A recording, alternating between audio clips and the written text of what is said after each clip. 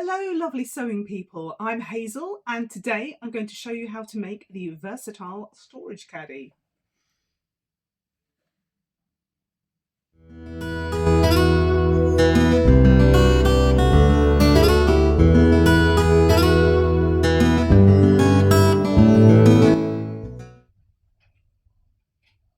The Versatile Storage Caddy, its main purpose when I designed it was to be a drawer organiser. So if you've got those deep drawers, I've got a lot of IKEA units, this fits neatly into them, and my original thought was to use these lovely takeaway containers, and I'm planning to store batteries, fuses, all of my household items in them. But then when I made the first one, I realised if I changed the size, I could make it to fit notebooks, paper patterns, all that sort of thing. This is the biggest size, so this has 5 compartments, and it does indeed fit paper patterns. You can use it for card making supplies. And the one we're making today is the smallest size 1, which has 3 compartments. The main size 2 has 4 and size 3 has 5. So let's get going.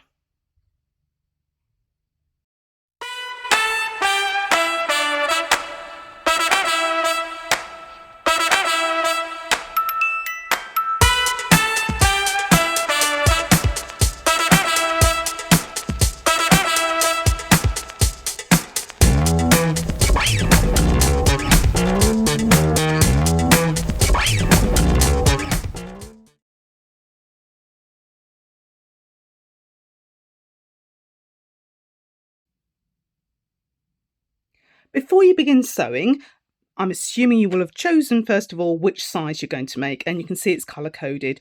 The dots themselves are also colour coded, so for example if you're cutting out the larger size you don't need to worry about these other dots here.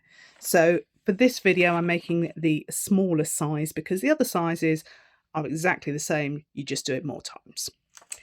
Okay. The other thing you'll notice that all of the pattern markings are transferred to the back, apart from on the lining divider where the top 2 are transferred to the back as normal, to the wrong side, but the others are transferred to the outside, because by the time you use these pieces you will have actually finished stitching with them. And the last thing to say is that normally at this point I'd say, yes, prepare your foam, but you don't need to do that yet because I've devoted an entire section to it later on in the pattern. Okay, let's get going.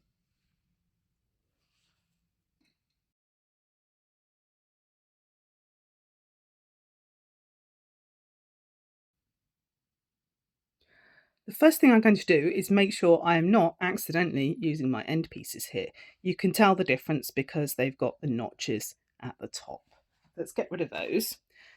This is the smaller size, so there are only 2 dividers, so you need to pair them up first of all, just to make sure you're stitching the right ones and the right way round. So dots at the top, the rest of it at the bottom. The larger one, it has got a slightly more complicated layout, but there is a photograph in the tutorial. Okay, so now all I'm going to do is take these over to the machine and stitch between the dots. The reason we're stitching between the dots will become evident later.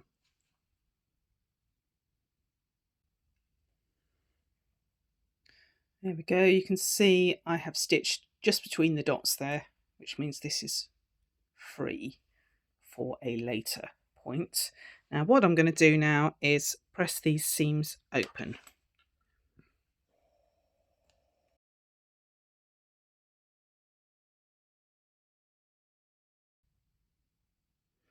So there we go, I've pressed this open. So take your stiffener piece and you can see where the dots are there. It needs to go centrally between the dots. It's cut slightly smaller because it's very bulky at the edges and we are trying not to get too much bulk in our seams. So I've got my clips ready and I'm literally going to pull it down. You want the seam to be even halfway down the piece of stiffener, if that makes sense. And I'm just going to clip it making sure it's up nice and tight.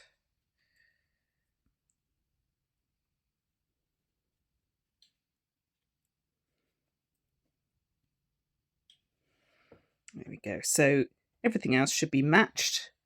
And I'm going to go and top stitch this. I'm going to change my stitch length to 3 and just top stitch just along the edge, but again between the dots, because we want to be able to open this out later.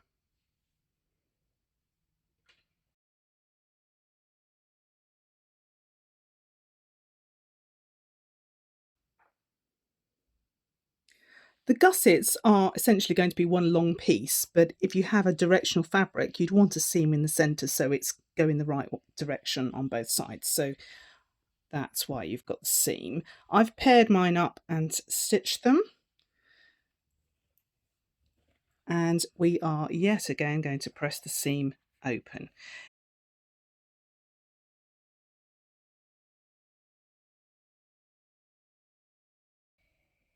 There we go. So we're going to start with the first divider, and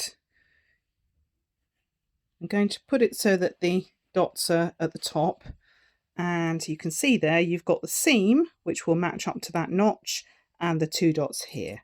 So I'm going to start off by just doing the one side, make sure the edges are level. I'm going to clip it.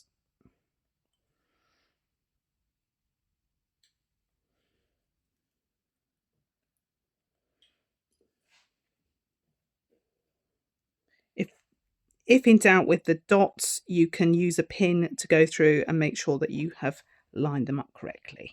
So now I'm going to flip that over, and you can see we've got the other side there, the other fabric. I'm going to do the same again. There we go. So I'm going to take that over to the machine and I'm going to stitch just between the dots again.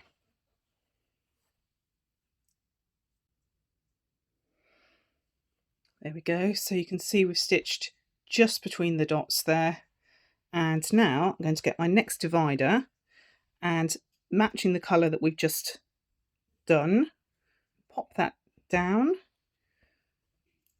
open this out, and then match it in the same way.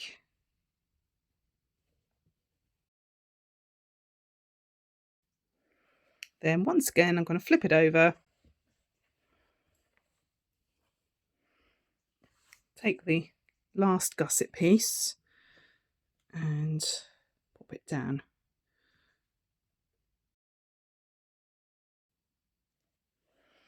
There we go. So I'm going to stitch the seam in exactly the same way.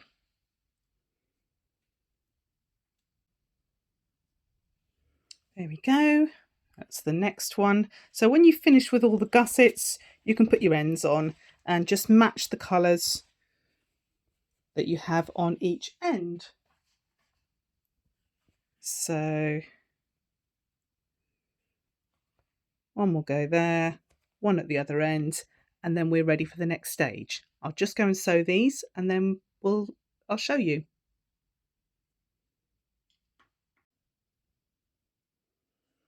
There we go, both the ends are on, and now we're going to have a big pressing session. You can skip this step, but your lining will not fit as well, so it's entirely up to you. So let's press the seams first.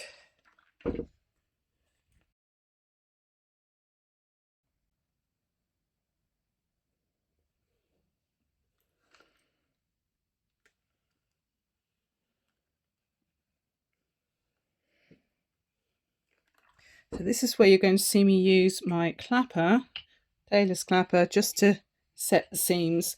There's a lot of bulk here and this will help keep them nice and flat.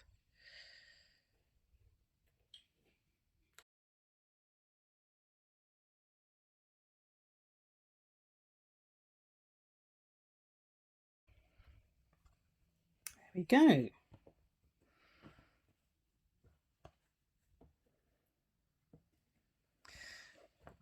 So now what we're going to do is go in and cut all of the gusset pieces just down to just above the stitching above each dot. So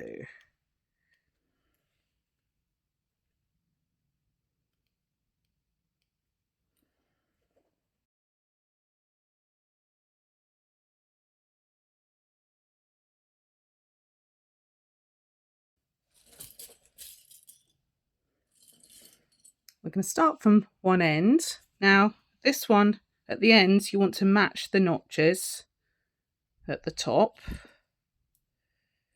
and then you give everything a little tug. Pull on the corner. There we go. Your seam will match nicely, and then clip it together.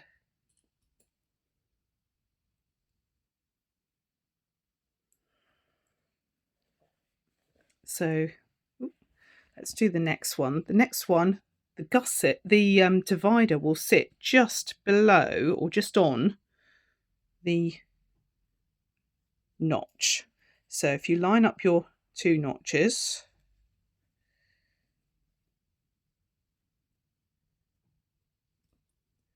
pop a clip in, and then pull everything taut like that.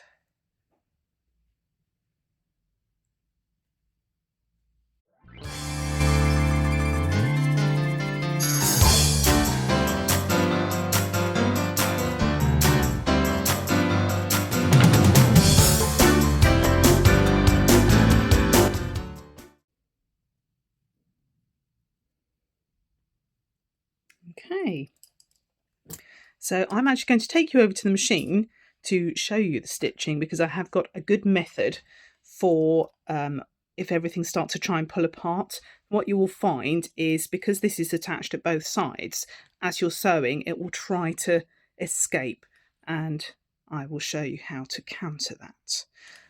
Also, before we get over there, I'm just going to say we start stitching, all of the seams are stitched in the same direction, top to bottom, and we start from the bottom of the stack just because it makes it easier to control everything.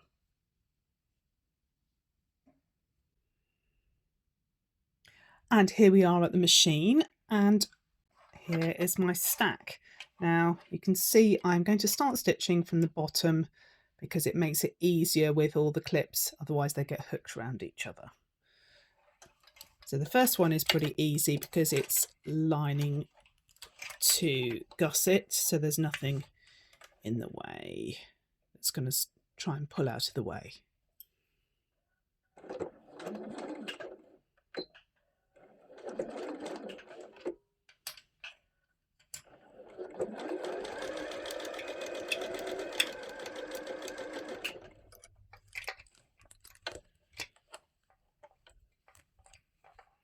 So you can see this is a nice flat seam, but if there's any issues, just put a tiny bit of pressure on the seam as you're stitching it, which will make the edges match nicely.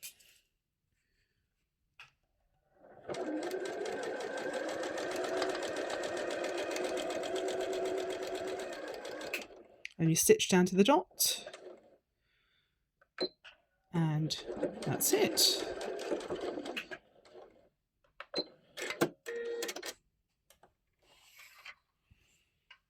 So push that section backwards, and what you're going to end up with is like a little diagonal at the bottom, and this is where you sometimes find it wants to pull in. So what I'm going to do,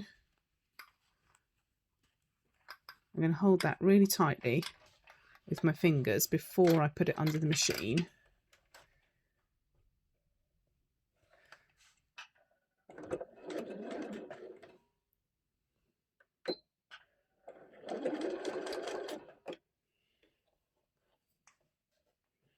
And again, I'm just literally flicking up the layers there to see that everything is still lined up.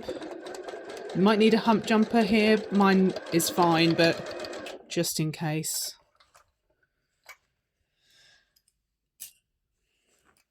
Now you can use this to press the edges together as well. As I can see, it is starting to slightly try and shift away. So what I'm going to do, I'm putting my hand in. You can't really see actually.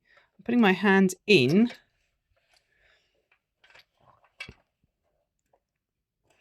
and then pushing the edges together. So the edges, again, you can't really see there, but you're just going to have to trust me.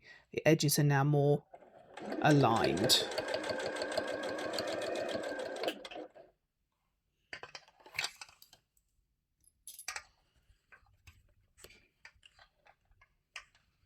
Once you've got about halfway down, it shouldn't be a problem anyway, because it's being held together by the previous stitching.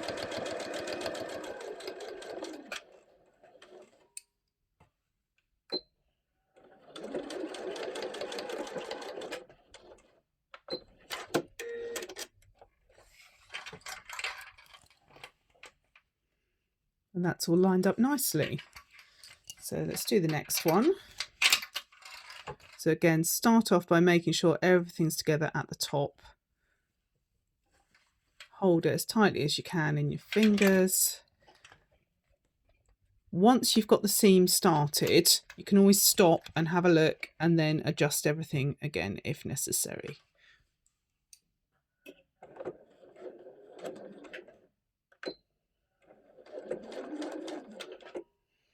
In fact, is it? Let's have a little looky. Yes. Don't know if you can see that if I take out that clip, it has actually tried to pull away. So again, and put my hand in from the top and push the edges together.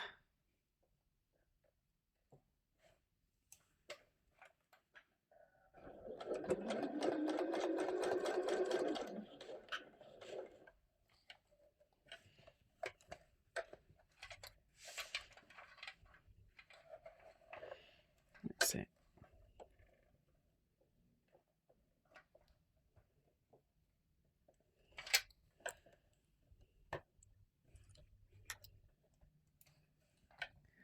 Here we go.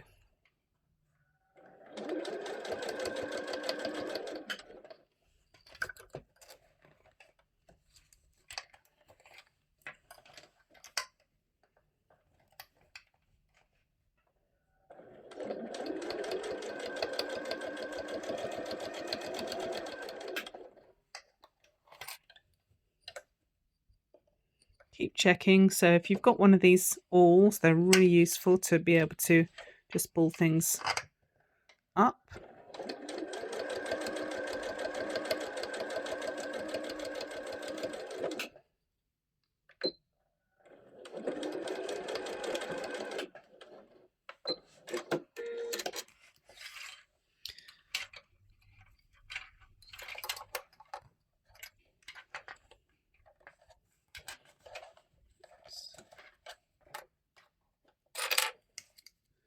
And then because this is the smaller size, this is the end again.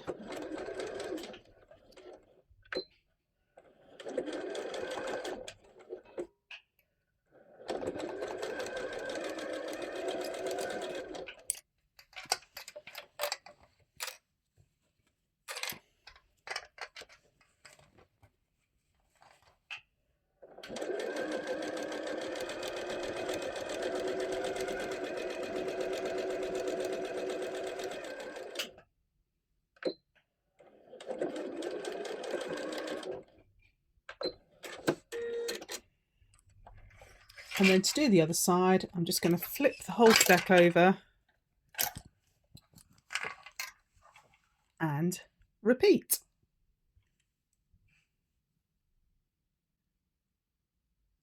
I thought you might just enjoy a quick cat interlude. This naughty boy has snuck in again while I was out having lunch and seems to think that he is the star of the show. I will move him and get back to business.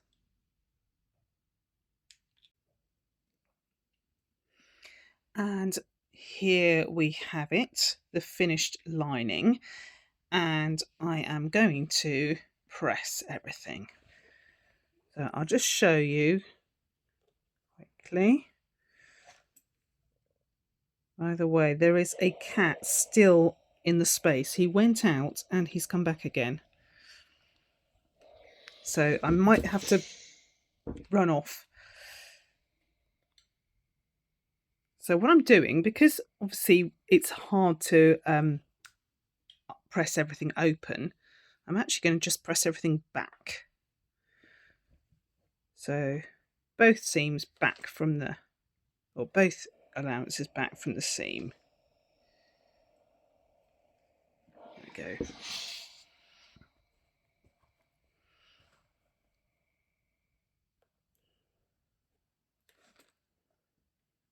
And then this is why we stitched to the dots earlier, because it means we can fully open out that seam at the side there.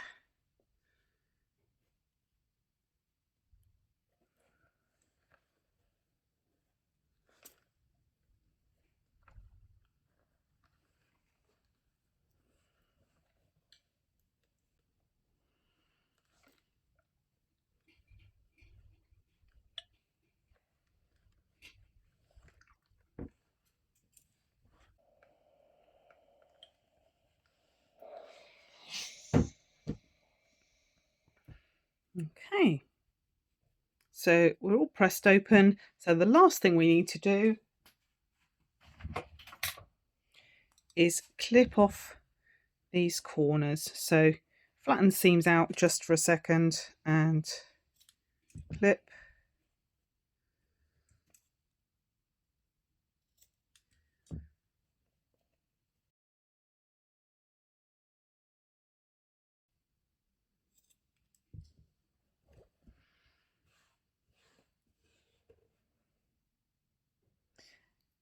And we're ready to put that to one side while we work on our outer.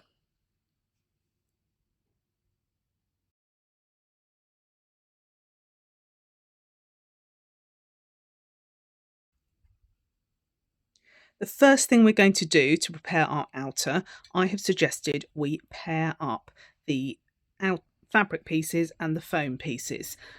That is because they are all very similar sizes and you want to make sure you prepare the right pieces.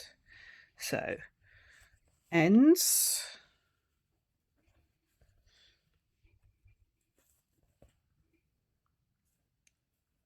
sides, which means this one is the base. So the base is prepared in the usual way. So I'm going to actually stitch around all four sides at 3/8 of an inch so that it will fit within the 4 dots. But all the others, again, it's very useful to have this so you can see. So that is the bottom where the dots are. And we are going to stitch down, across and up, but we're not going to stitch across the top because we want that to be level with the top of the caddy. So I'm going to prepare all of these and then we will attach them together.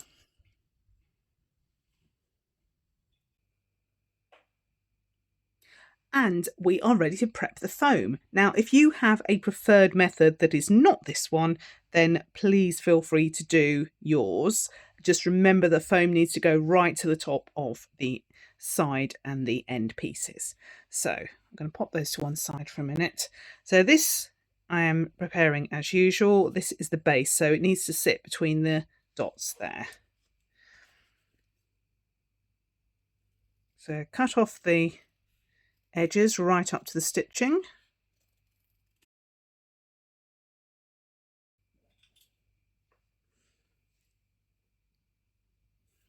And you can see where I've stitched it, it's given it a nice rounded edge and it's pulled the fullness right in at the end. And what we're going to do then, I'm using this, which is the Versatile flexible seam tape, but you could also cut thin strips of lining. And doesn't matter where you start on this piece because all 4 edges are going to be fused.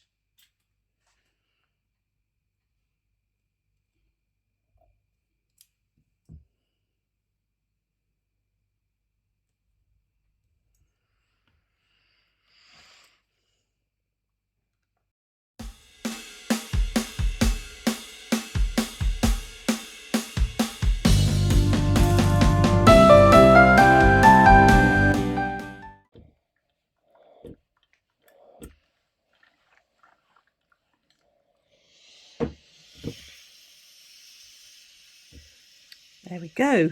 That's our first piece. This isn't my favourite foam. This is unfortunately all I had left because I'm waiting for an order, and it's been in my drawer for about 5 years, so hence why it's a bit creased. but it's fine, it still works. So let's do one of the ends. So again, we're just cutting off the 3 sides.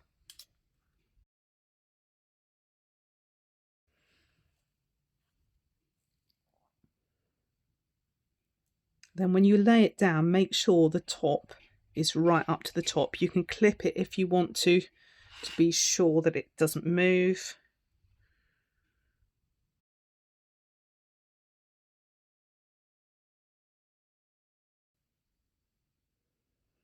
Again, check that that's still at the top before you start fusing. If it's not for some reason, you can just sort of pull it up a bit.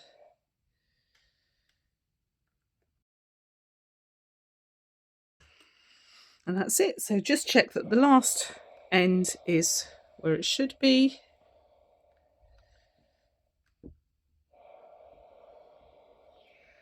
And we're done.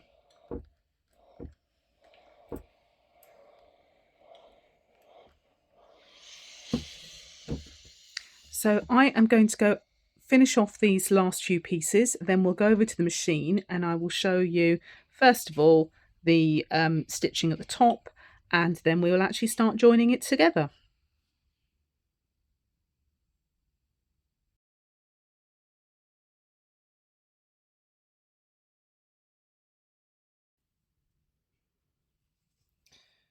So here we are at the machine. We need to stitch at the top to join these pieces and to sort of control the thickness of the foam. You can probably see how thick that is, and comparing that to the edges that we've already stitched, it's not going to be a nice finish if I leave it as it is. So first thing I need to do is get rid of this piece, which is the base piece, and this is where the awl comes in very handy again. And I'm turning my stitch length up to 2.8. And the main thing is to make sure nothing gets pushed out of the way. We don't want any sort of ripples in the fabric by the time we get to the end here. So I'm literally going to keep pressing downwards with my hand and with my awl to keep everything together at 1/4 of an inch.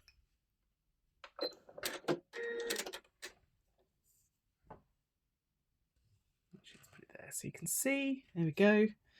I'm going to do the same for all the pieces. So stitch it at 1/4 of an inch, but pressing down each time to make sure everything stays together.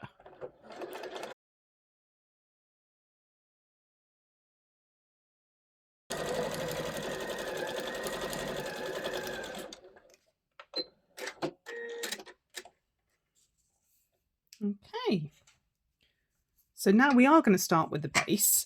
You can just about see the dots through what I've done. You could redraw them if you need to, but I can see them enough.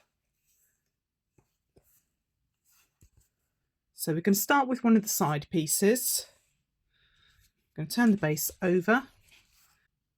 Let's start again. So we're literally stitching between one end of the dot to the other end of the dot, but we have matched the dots on the side and on the base.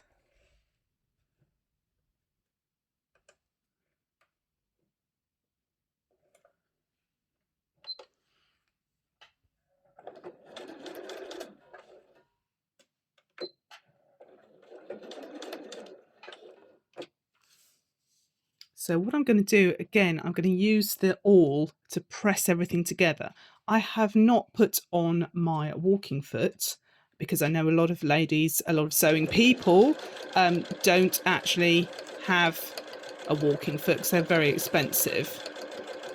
So pressing down the layers does sort of stop it from pushing against each other, and everything is still lined up evenly at the end of the seam, which is what we want.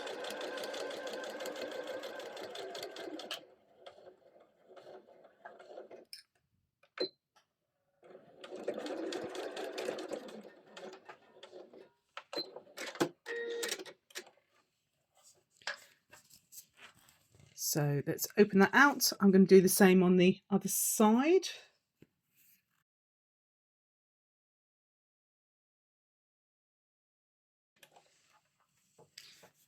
Then we're going to open everything out and pull the seam allowances out of the way. And I'm going to put the end pieces on so the dots would match. And again, we're going to stitch through the dots. Because we've got the seam allowances pulled out of the way, we won't be stitching through anything we shouldn't be.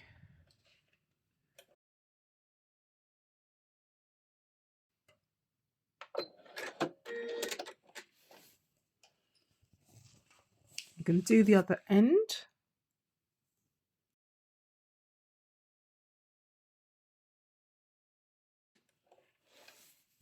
And now we're going to stitch the sides. So I've pulled it up so that the top edges are matched.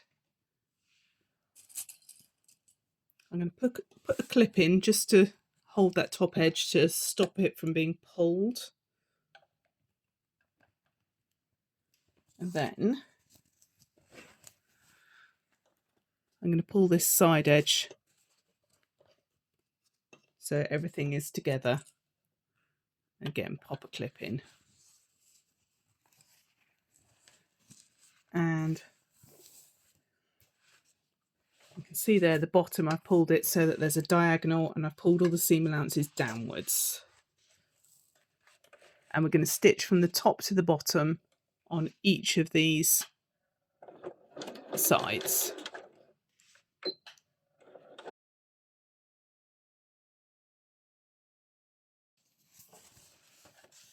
I'm going to repeat for the other 3 edges, corners.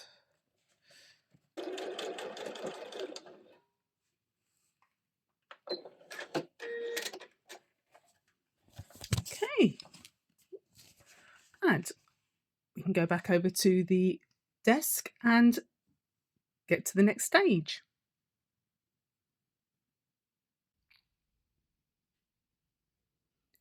We're nearly ready to put the lining in. First of all, we're going to have to deal with these bulky corners. So the easiest thing to do is press the base inwards and cut across. And where you've actually stitched only to the dots, that means you won't be cutting off any important stitching.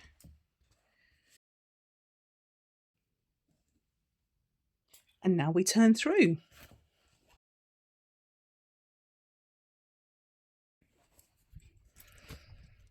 There we go. Now, when we put the lining in, we need the seam allowances to be pointing towards the sides. So I'm just going to put a clip in to remind me that's where we want them.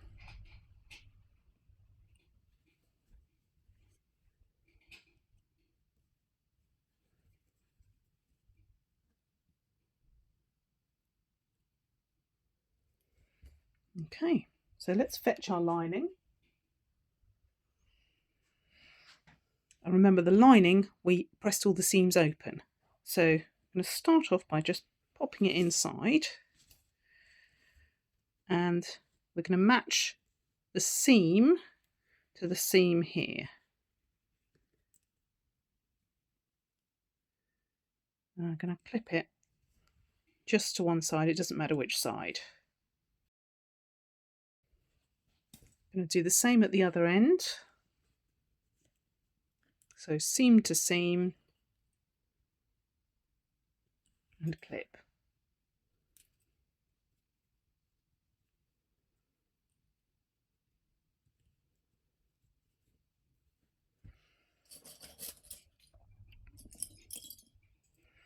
And now just pull it with your hands. The edges should line up.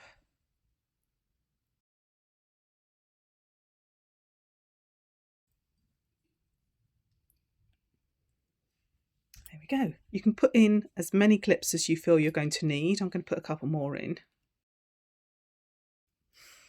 And then we're going to go back over to the machine and stitch around the top to hold everything together.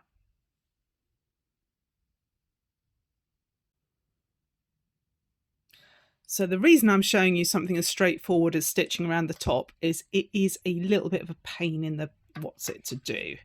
It involves a lot of squashing, and I thought it would show a bit of empathy for you that I'm doing it myself. So it's always a bit of a hard one to start, to work out how to squash it to get the foot under. So I have done that there. So you can do it at 1/4 of an inch or slightly under if you're worried that the stitching might show later. So there's going to be lots of stitching for a short amount and then moving everything around.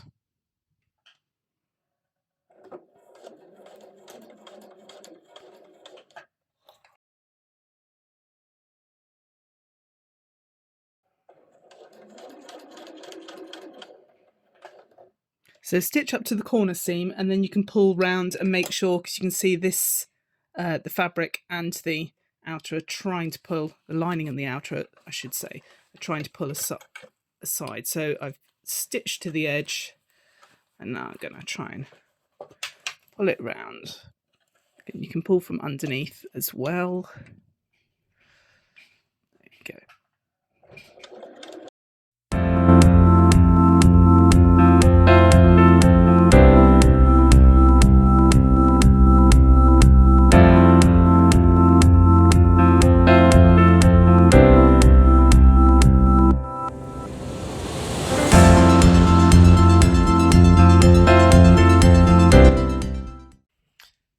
And there we have it. So the next stage is the binding.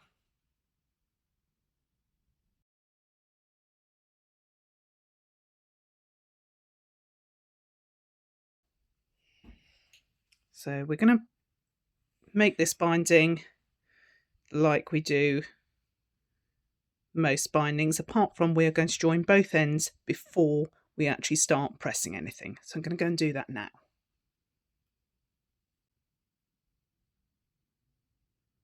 So I've stitched both ends and I'm going to press the seams open.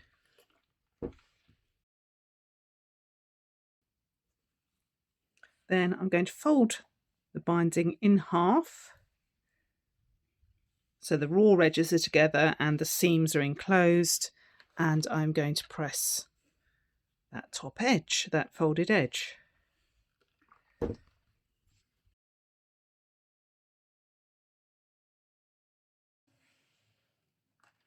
There we go, and you can unplug your iron now because you're not going to need it anymore.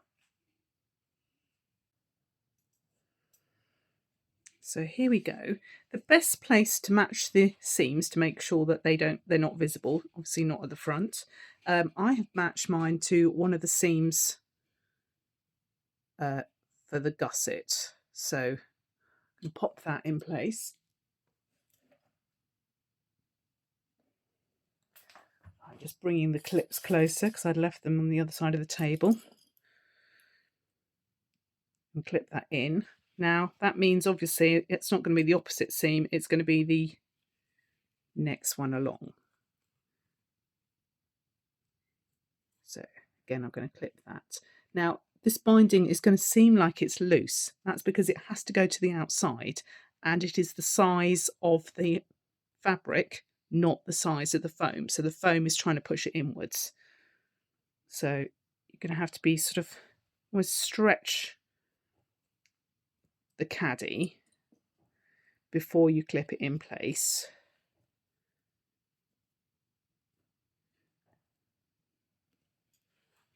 And then hopefully that will take up some of the slack. Again, if you've got a walking foot, when you go to stitch this on, it will be potentially easier, because you can see it looks like this is much bigger, but it's actually not. But as you're stitching it, you will definitely find that the foot of your machine will try and push the layers apart, and then you'll start to get little ripples. So pull it there.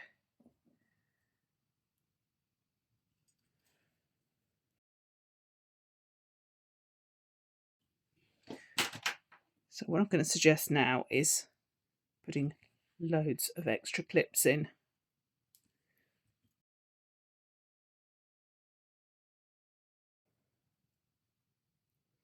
And then when it's under the machine, obviously you're going to have to do your squishing exactly like we did before, but you're going to need to put a tiniest bit of tension, not enough to stretch it out of shape, but just to try and take up the slack, and then keep on lifting up your presser foot and use your awl to sort of hold the fabric down and hold the layers together. I am going to go and stitch that now.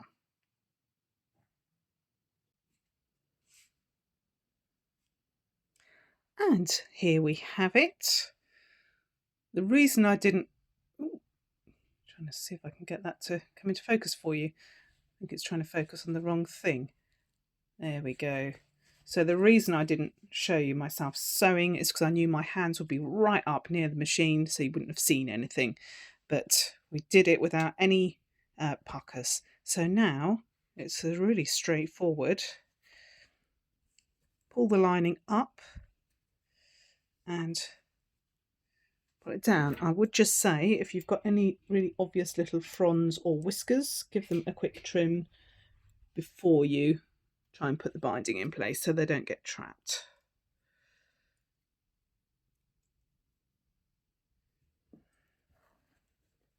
There we go. So you fold it over and clip it in place, exactly like you would a quilt binding. And I actually have got a free download which explains how I do my quilt bindings. So the details will be below.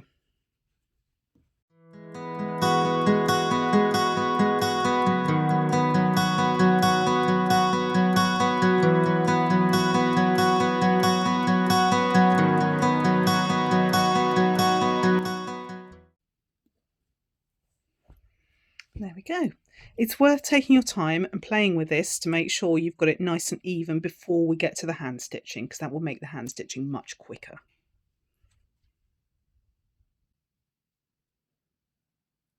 So here we go. I have got 2 strands of embroidery floss. Ooh, the camera does not want to pick that up.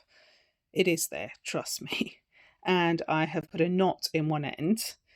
I've got a really long length of embroidery floss. I am sorry to all embroiderers, but I just hate having to finish off ends. So that's why. So I'm going to start where one of the seams is.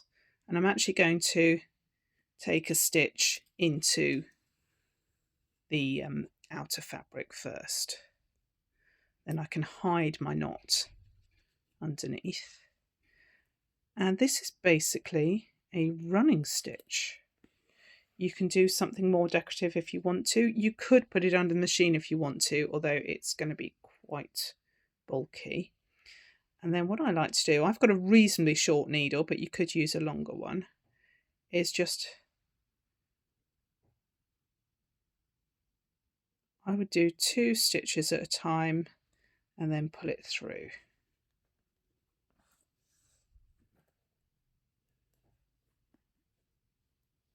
Oops. Obviously it's going to get caught on the clips. And then give it a tiny tug, because then that will make it look very neat.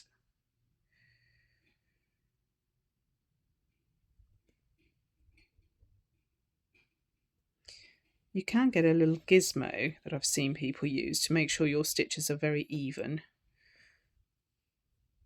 But clearly I'm not using that.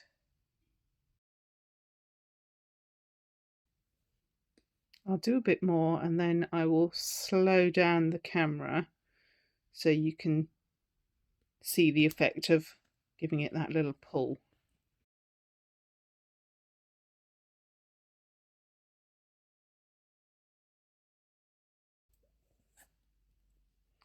So I don't know if you can see, it creates these little tiny ripples which then pull everything down nice and tightly over the foam and just make it look a bit neater, like it was meant to be like that.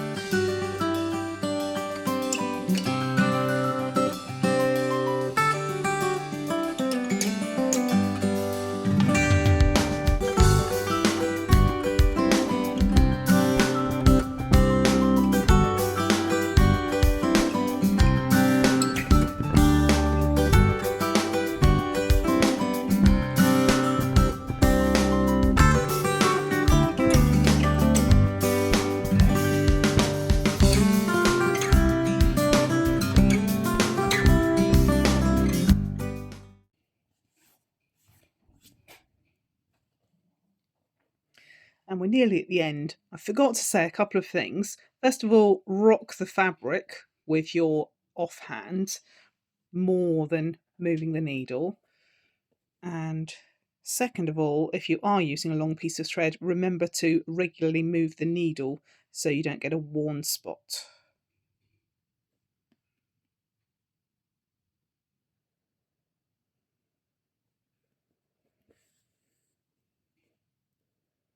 And I will just show you how to finish off.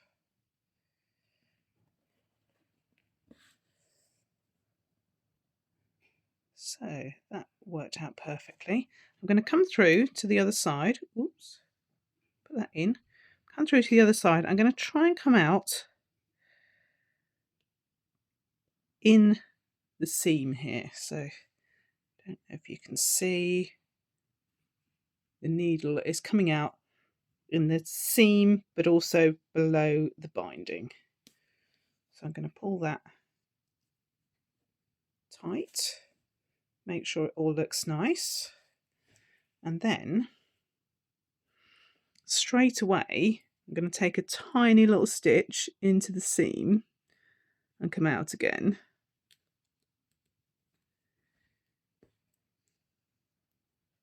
As a sort of first thing to hold it in place. And I'm going to run my needle through the foam, make sure it's not going through the outside fabric. I'm going to come out again just below the binding.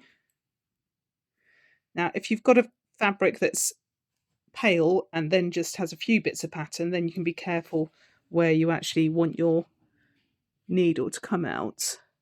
But in this one, the embroidery floss and the fabric are exactly the same colour, so it doesn't really matter. So I'm just going to literally, I can feel that the needle's going through the foam. I'm going to pull it out. When you pull that tight, that should then sink right into the fabric so you can't see it. And take another tiny stitch. Again, making sure it's not gone through the outside. And that's it. So I'm going to leave it slightly above, and then I'm going to pull that. And now it is done. So, another little thread. We'll have a little recap, but otherwise you are finished. Congratulations.